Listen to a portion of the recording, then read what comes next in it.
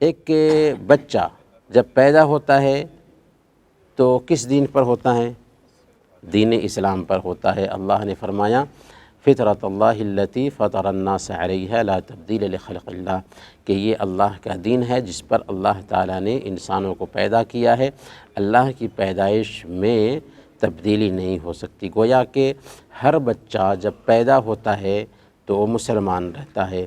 صحیح بخاری اور صحیح مسلم کی روایت ہے، اللہ کے نبی صلی اللہ علیہ وسلم بیان فرماتے ہیں کل مولود یولد علی الفطرۃ فابواہ یہودانہ او ینصرانہ او یمجسانہ، کہ ایک بچہ دین اسلام پر پیدا ہوتا ہے، دین فطرت پر پیدا ہوتا ہے۔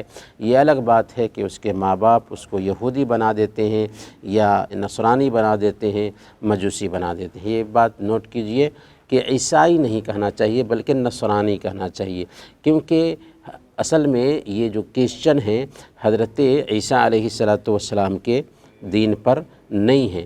تو اللہ کے نبی صلی اللہ علیہ وسلم نے اس حدیث میں یہ بات بتائی کہ بچہ پیدا ہوتا ہے تو مسلمان رہتا ہے، چاہے کسی بھی دھرم میں پیدا ہوا ہو۔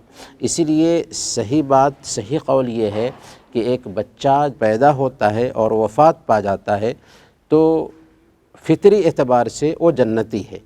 ہاں، یہ الگ بات ہے کہ اپنے ماں باپ کے طریقے پر اگر وہ چلتا تو وہ جہنمی ہوتا، لیکن فطری اعتبار سے وہ جنتی ہے۔ تو ہر بچہ دین اسلام پر پیدا ہوتا ہے، یہ الگ بات ہے کہ اس کے ماں باپ اس کو اپنے مذہب پر ڈھال دیتے ہیں۔